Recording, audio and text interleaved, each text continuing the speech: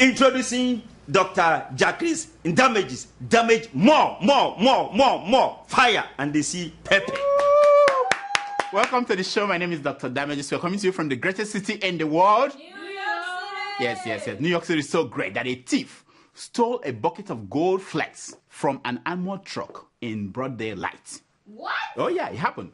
The truck was left unattended for 20 seconds. That's it? In New York, 20 seconds is eternity. Now, a guard was making a delivery, and the second guard went to grab his phone from the front seat, and the thief struck. That was it. Wow. Watch.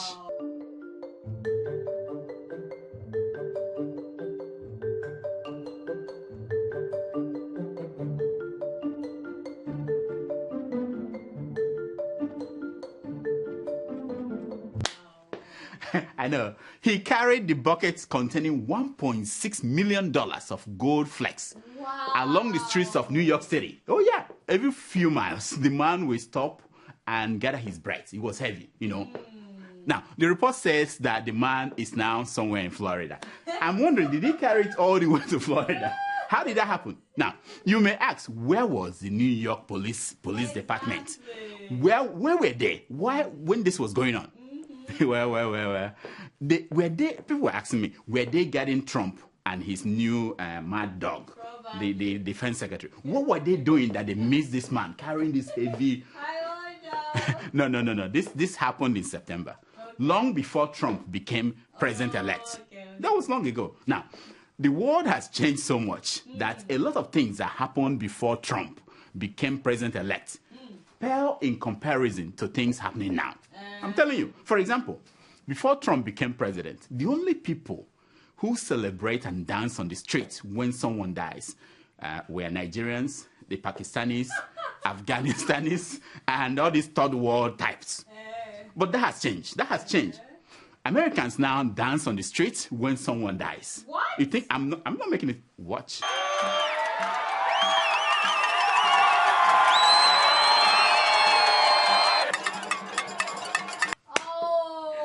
I know. As you know, the leader of the Cuban Revolution, Fidel Castro, passed away last week. Yeah, it was so sad. Now, for some of us who live on social media, we found out when Donald Trump tweeted this. Whoa. Oh, yeah. Fidel Castro is dead. That's it. Wow. So presidential. Now, for the first time, I understood those who are saying, not my president. Because I was going to deal with this for 4 years. How would that happen? Anyway, in all the stories about Castro, the greatest was this. In 1940, before Kipinero was born, 12-year-old Cuban boy, Fidel Castro, wrote to the U.S. President, Franklin Roosevelt, you know him, to request a $10 note. Just $10. Imagine. History would have been a lot different if President Roosevelt had replied Castro. Even if he did not send the money to him, it would have been different. To put it in context, $10 in 1940 is like 1 million naira of today. Yeah, it's like 1 million naira of today. Or even, 30 trillion Zimbabwean dollars. Whoa. It was big money. Big money. That's why the president couldn't, it may be what they paid the president at that point. With Donald Trump heading to the White House, an American empire falling down. Hey. Oh, his stuff coming down. You know, Fidel Castro figured that his job was done. There was no need for him to hang around anymore. You know, Trump will finish up the job of ending America. You know, that's what's happening now. Trump will be, just so you know, Trump will be the first American president in almost 50 years that won't have to contend with Nelson Mandela or Fidel Castro. That's true. No. I say God save the world from Trump and his mad dogs and all the rich pirates that he's putting together in his cabinet. Oh, yeah. Who will dare speak truth to the power anywhere in the world? Who? Mandela is not there. Castro is not there. Who will? Yaya Jammeh of Gambia. Did you say Yaya Jammeh of Gambia? Oh, yeah. Oh, President Yaya Jammeh is gone too. What? He's gone. Oh, yeah. What? The man who once vowed to rule for 1 billion years was defeated last week by a real estate mogul. Is that a coincidence or what is going on in this world? I'm beginning to think that this so-called Trump effect is real. It's real. African dictators are trying to get out before it's too late to safely run away and enjoy their loot. or to die in the case of Mugabe. Oh my God. You know, I heard that Mugabe is gone. He's going. He said, I'm not running again. And the guy in Angola, he's been there for ages. He said, I'm done. I'm done. So listen to how it happened with Jammeh. President Jammeh prepared the election as if he was preparing for a coup. Of course. Oh yeah, he locked up many of the opposition leaders, Wow. closed down the borders What? in Gambia. Yeah, everywhere you can enter. Blocked all international calls. Whoa. And then he shut down the internet. Wow. He did everything right. From the handbook of how to win re-election, African dictator style. He did everything. He followed it. Check.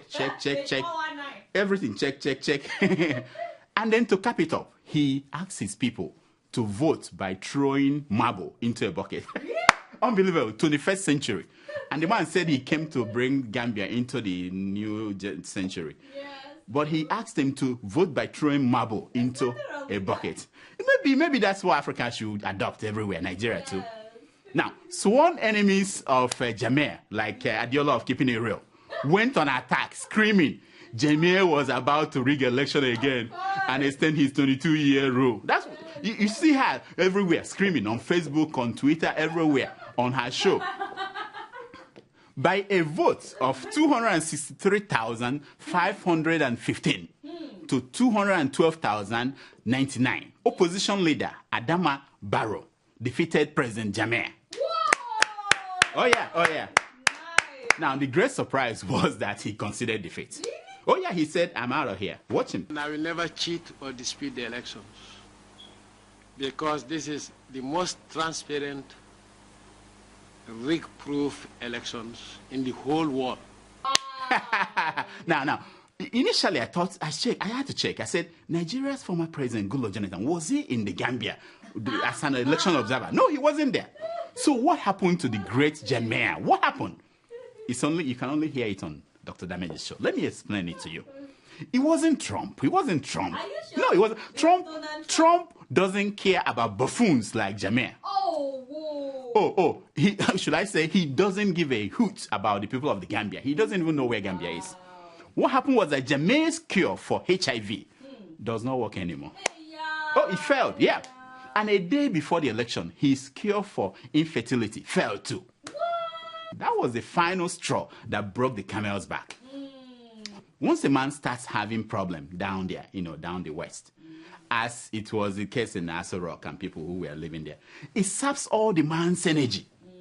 Practically, there is nothing else to fight for if the thing doesn't work anymore.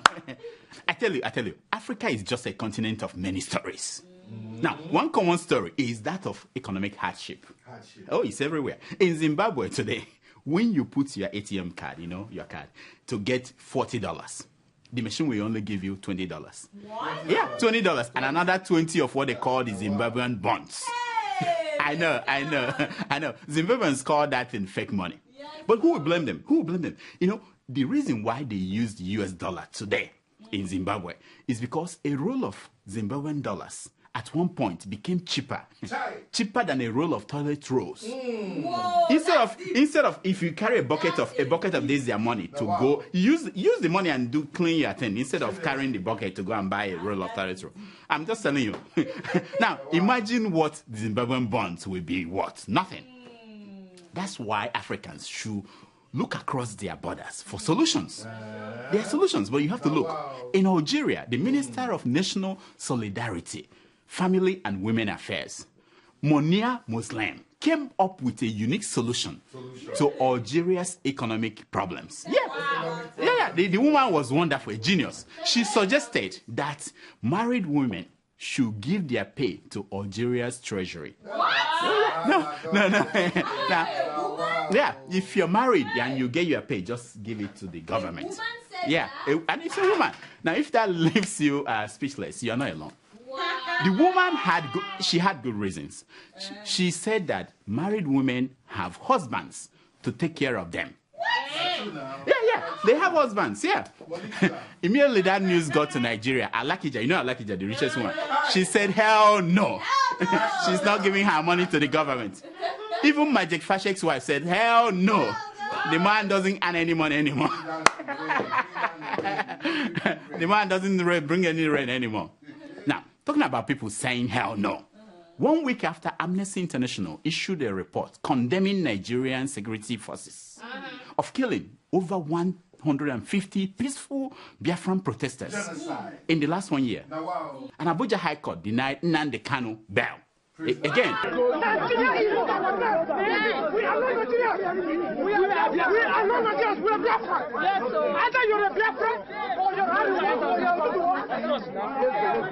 Again, yeah. Again, they denied him bail again. Now, other than the usual, the court did not give any reason for denying him bail. The judge only pointed at the picture, a picture of Buhari hanging over his bench. He said he was like. Now, meanwhile, immediately after the Amnesty International report was issued, Southeastern senators demanded a probe of the killings. What? I know those senators. They are big guys. Yeah, imagine. Until Amnesty said there were killings, they did not know, or they did not care, or both. They didn't care. Now they are saying, "Oh, we want probe." The Amnesty did the probe for you. Said they killed your people, and you want probe. What probe are you looking for again? Now, talking about caring people, former President Olusegun Obasanjo, you guys know him. Yeah. Last week, he blasted the National Assembly. He said that, and I quote, "National Assembly is a den of corruption occupied by unarmed robbers." I said, damn. Damn. What do you say? What Obasanjo is saying that they may not have AK-47, but they surely have pump action. Yeah, they have pump action.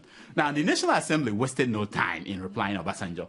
They are good at that, they can talk. They called Obasanjo the godfather of corruption. That's war. I mean, Obasanjo has gone back to write another book. That's how he fights people. He will write another book. Now, one of the commonest questions I get is, why are people losing hope in Buhari's government this early? Even Wole Soyinka acknowledged that Buhari's shine is wearing off. Really?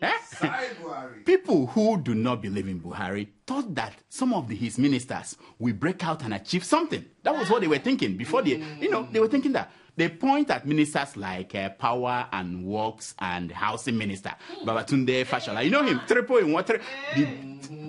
The Trinity. That's the Trinity. That's what he is. Now, they thought that he would show example. Well. Last week, the man gave a speech that settled it all. Really? In the speech, he said, and I quote, "Shango, the god of lightning, can produce 1 kilowatt of electricity." What? Look at it. He said that Shango can. You see. You know that a man is finally descending into total collapse when he takes his frustration on the gods. On the gods? Yeah. Instead of him to be harvesting electricity from thunder and lightning,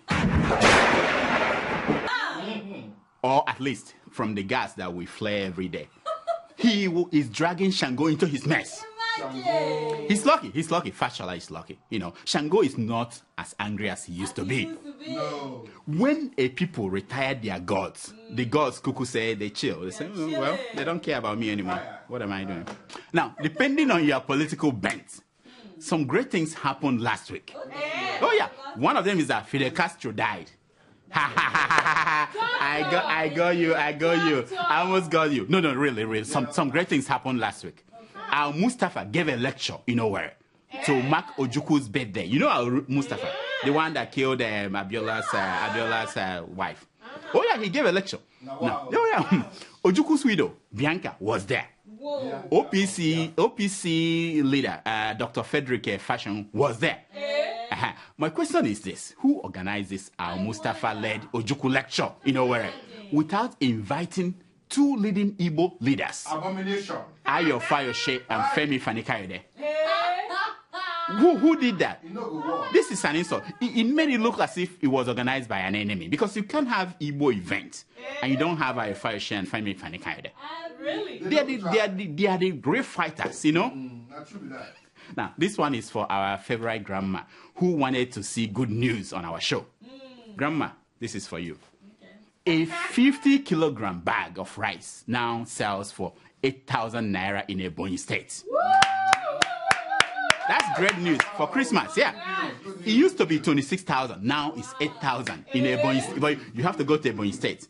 And this came from the Central Bank of Nigeria. They reported this. You see, our great central bank is now the new merchant of rice. No merchant of rice. They're selling rice now. Fear recession. It makes us all hustlers. With recession, everybody's a hustler. Central Bank Governor Emefiele, Godwin Emefiele, he now carries rice on his head, even though he's wearing suits. Easy. Life is not easy. I tell you, it's not easy. Man must work. Now, I love people who watch Dr. Damage's show. I love them, but not those who take it too far. For example, Senator Shehu Sani, you know him. The man from Kaduna State. Yeah, the man from Kaduna State. He has been locked in a long fight with Kaduna State Governor El Rufai over who cares more about market women in Kaduna. One will give donkey, the other one will give goats. They are just fighting. No. So last week he was suspended by his political party, the APC. Why? Suspended indefinitely. We don't know why. We think it's part of this fight. Yeah. Now, guess what he did? He attacked Governor El Rufai. Why? No, he attacked him. It would have been okay if he had slapped the governor, because the governor slaps people. Oh my God. Yeah, he does. We hear that all the time. But Shehu Sani went below the belt. He appropriated. Now, when we use the word appropriated, it's just a fancy way to say he stole something. But anyway, he appropriated Dr. Damage's punchline. What? When he said that the governor, he said, this is what he said to the governor: my suspension won't increase your physical height. I said, no way. No, he didn't. No, he didn't. Look at my friend Shehu. Look at you are watching too much Dr. Damage's show. Exactly. Coming from your mouth, that thing wasn't funny at all. You shortchanged your Afroputation, thinking that you were shortchanging El Rufai. Yes. Sasha, can you tweet that out? You don't hear this on Keeping It Real. You shortchanged your Afroputation, thinking that you were shortchanging El Rufai. That was the dictionary. In case you have forgotten, I am a clown, and you are a senator of the Federal Republic of Nigeria. Senator. Remember that. Remember that. Can you send that out? Government. Now, an update on a story I told you a few weeks ago. Professor Wole Soyinka has kept his word. Really? Oh yeah, he has caught up his green card. What? No, wait. No. Oh, he has shredded his. No. That's not true. No. He threw it away. Oh, he threw it away. No wonder. My crack reporters noticed some activities in a bush in Ogun State. So, yeah, Ogun State. It just happened that people, I guess what was going on there is that people were searching for the green card that he threw away. Oh, yeah. I'm not making it up. Look at them. The shrine is located at Mosarajo village of Ile-Ife Ifewara Road. It was well built to include dungeons and other operational rooms. Really? Yeah. Wow. These people rushed to find Wole Soyinka's green card. Now, you may think that Soyinka is so unique that even if they get it, that they cannot pretend to be him and come into America. Think again. Here are people who can easily fool security men at JFK with Soyinka's green card. Look at them. Wow. Isn't that wonderful? No, it's not. Wow. Now, this is something we call Secrets of Picture.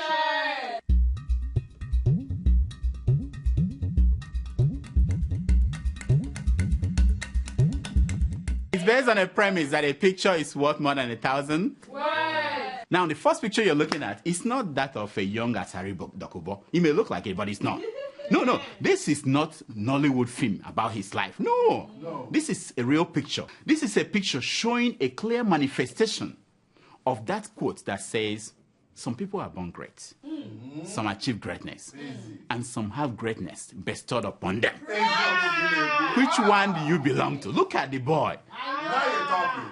He has greatness bestowed on him. I wish I'm like him. The next picture you're looking at is that of former Nigerian Vice President Atiku Abubakar. He turned 70, so he was cutting his birthday cake. Did you see that? See his cutting scale. After years of cutting our national cake, he has become a master.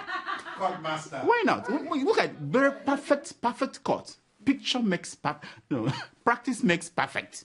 He's been cutting our cake for so long and putting it in his pocket. Now any cake you give him, he knows how to do it. Anyway, the next picture you're looking at is that of Senate President Bukola Saraki giving Senator Dino Malaya the award of the Senator of the Year. Oh, Lord.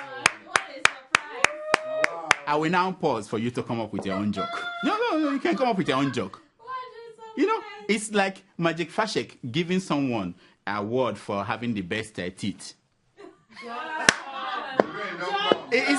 Okay, it's like O.J. Simpson giving you an award for being the best footballer in America. It's like, come up, help me. It's like, Kosio Jacob. I don't want to go there. Because I have to talk about milk. Okay. Here are some stories making headline news across Nigerian newspapers this week.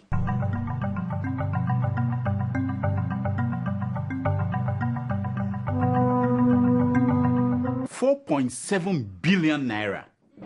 Obanikoro returns $134 million to EFCC and says that he will repay $450 million in 2017. Whoa. This is Punch newspaper. He said he refunded this and said he will refund the rest in 2017. Wow. No. He did not put the stolen money in MMM. No, that's not what happened. I'm sure. Oh, he did not put it there. My guess is that the money that he buried in the soccer ways will mature in 2017. That's when he will bring it out and clean it and then give it to EFCC. There's an embargo. He can't open the soccer way now. Fuel subsidy stoppage saves federal government $15.4 billion. Dollars, says Kachuku Ibe Kachuku. So what are they doing with the money? These people are confusing me. They save here, yet they are borrowing. Exactly. Are you not confused? Where are the money going? It's $15.4 billion saved, and they want to borrow $30 billion. Yeah. What is going on? Makes no sense. It's terrible. 300 million mansion for Oshomole and his deputy. What? Plus 100% salary for life. This is what they're getting as a retirement package. What? 300 million naira and 100% of their pay for life. So, now listen.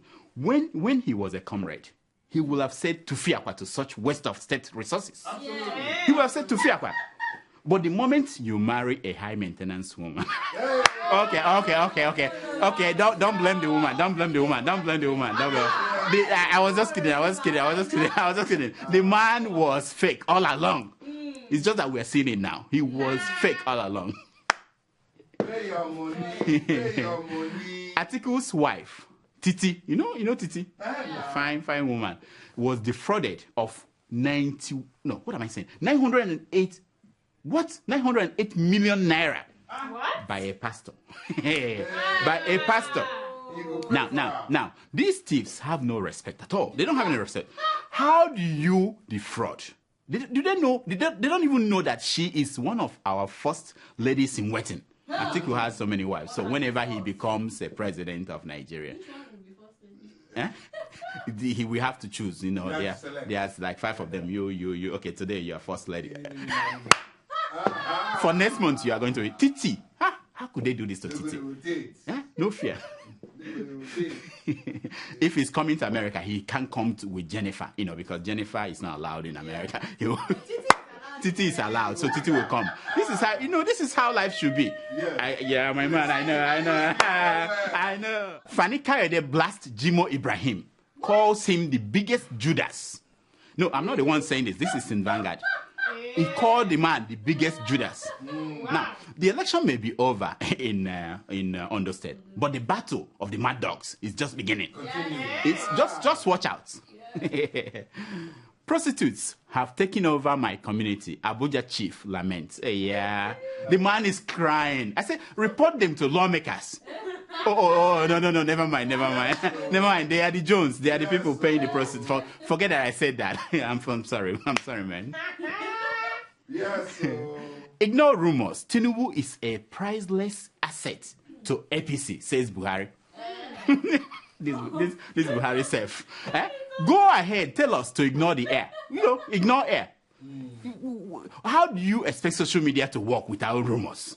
How are we going to live? Ignore rumors. Nonsense. Now, this is very important to me. This one is very important to me. Co-CEO Ojako needs breast reduction, says Kemi Olunloye. Do you know that Kemi? People have been telling me there's something wrong with her. I'm finally in agreement with all of you. We need an emergency meeting for this Kemi, who has been ravaging our values. How can you imagine her saying something like that? We need all men, we're having an emergency meeting for this Kemi. How could she? Nonsense. Growing up in Kenya, my sister and I were very close. But like any sisters, we fought a lot. She always got new clothes, and I always got hand-me-downs. Now she's putting her children through school in Kenya. We still fight sometimes, especially when I send money for the kids. I tell her, buy some clothes for the younger one, and we both laugh.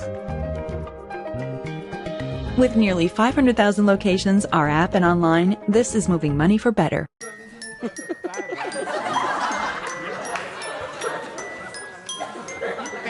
It's time for your email. Our Tomato Jones, it's nice to see you in your uniform. Thanks. Yeah, it works for people because this is a serious business that we're operating here. Don't expect our patients to see you in street clothes. Street clothes. Yeah. Anyway, okay. Do we have emails today? I'll just keep short. Anyway, our first email is from David. David. Wait, David. That's my friend, yeah? Your friend. Yeah. I don't know him, but yeah, you know that's him. my friend, yeah. Okay, what does it want? He writes, Yes, hey, David. Dr. Damages, you have said several times something like Dangote buying the whole country, Nigeria. I said it. A cleric has reseen your vision that you saw. The time has come for this to be true. What? Dangote may be the first African billionaire president in Africa in 2019. Keep seeing your visions. Wow. Thank you, David. I didn't know. These pastors are watching too much Dr. Damages. They're watching too much show. No. Dangote cannot be president of Nigeria for one simple reason. No, Why? listen to me now. Listen, Why? one reason. He does not know how to take criticism. Have you seen a cartoon of Dangote in any newspaper in Nigeria? Have you seen that? No. I rest my case. In this day and age, you must enjoy being abused before you start dreaming of being president. Oh yeah, look at Jonathan, look at Buhari. Dangote cannot take that hit. No, he can be. Next. But Yaya Jammeh just left, so anything is possible. Anything is possible. Yeah. You're right. Leave the man. Any former president sell rice? Cement. Everything. I mean, what will happen? Let me explain this. What will happen in 2019 is that when you wake up, I said it before, you bow down to Dangote before you go and do your business of the day. That's what will happen. By then, he bought everything in Nigeria. We shall see. Next. Our second email is from Prince AG. Prince, yes, Prince Your AG. Prince. Yeah, my Prince. Yeah. He writes, Yeah. Good day, my manest man, Dr. Damages. You see, Of course, it's your my man. friend. It's my friend. Yeah. It's still me, Prince AG I know. underscore. You have to put that underscore, otherwise You have to, email will not go through. Hashtag Prince underscore AG. Of course. Remember when we was in the same school with hashtag Buhari in those days? In those days. He said, I won't forget my Adeola. He said, you both are making my day over here always. Thank you, man. Hashtag tomato juice. Uh-oh. It won't be bad if I get to see you over here in Malaysia someday from now. What? Asia. Please, Malaysia. Yeah. Huh? Wow. Please, Dr. Damages, look into our issue over here in Malaysia. What's going We on? need a voice on how Nigerians are being treated. Oh. Most of the times, Oh, yeah. So Thank you, Prince. Thank you so much for this email. I have seen several videos of how Nigerians were being treated not in good. Malaysia. It's not good, Ebuogu. Since the Nigerian, the real Nigerians who hardworking, the way they treat them, since Nigerian government officials are incapable of helping, I think you Nigerians must come together to design a plan. And I'll suggest something, what they call charm offensive. You have to infiltrate their society by being good. Support their political parties. If possible, give a good Nigerian, get one to run for office. Bit by bit, you break their resistance. That's what black people did in America until Trump came and everything went back to the way it was in the 50s. Next. Our third email is from Adeola. Dr. Damages, I'm one of your regulars since the inception of your show. Wow, we like people like this. You've been doing a fantastic job, and my week is not the same if I don't watch your show. Thank you, my man. Thank you. Wait for it. Yeah. But right now, you know when the bot comes in, that's anything before you but saw your face. Bullshit. But not this time. But right now, Yes, let's hear I'm him. deeply upset that you did not report your last week's interview with President-elect Trump at the Trump Tower. The Sahara crack reporters reported that you are being vetted for the position of Surgeon General. I would like to hear this news from the horse's mouth. Lastly, what role will Sweet Tomato play in the dispensation? Dispensation. Ade, that was top secret news. Why Why must you expose it before the official announcement? Now Donald Trump will change his mind. Ade. You keep finished me, Ade. Trump will now tweet out that it's over. That means Ade, less money this for was us. something that should have been a surprise. Ade. You destroyed me. Lock him up. Lock him up. Anyway. That's all the time we have for emails. Please keep sending your emails to Dr. Damages at gmail.com and follow us on Twitter at Dr. Damages and on Instagram at Dr. Damages. Now here's my concern for today. It's taken from page 419 of the book African Proverbs for Hillary Clinton supporters. And it says, if people come together, they can even mend a crack in the sky. Wow. Oh yeah. Wow. If people come together, they can mend a crack in the sky. Wow. Until next week, I'm Dr. Damages. I diagnose. You heal yourself. So, Tomato Juice, is there any crack in your sky? Because we can come together and mend it. Crack. Is there any crack in your sky? I have cracks. I'll go to Harlem. You have I crack. have cracks, but you don't have the kind of glue that I need to mend it. I'll go to Harlem and bring crack for you. I'll just take my leave now. I don't have an answer for that Tomato. question. She started a personality page on Facebook. What is it called? What is it called? Personality or what do you call it? Media what? Next time. Go and like Next it. time. That's where you see pictures you can't see on this show. Next time. She every evening, every weekend she will shoot one picture that don't make sure your kids are not with you when you go there, because I mean you don't want. What is the name of that page? Tomato Juice. Search for it. It's amazing. Amazing. Ade will be selling me, eh? Thank you so much for watching. Please, I'm begging you. Can you go and watch more? They asked me to do this, otherwise there won't be, things are hard. Watch more. In fact, there's somewhere I'm cooking a goose. Subscribe to the Sahara YouTube account. What is the name of the account again? Anyway, subscribe. Whatever they say, subscribe. Click on it. Please. For me. Nice. Thank you.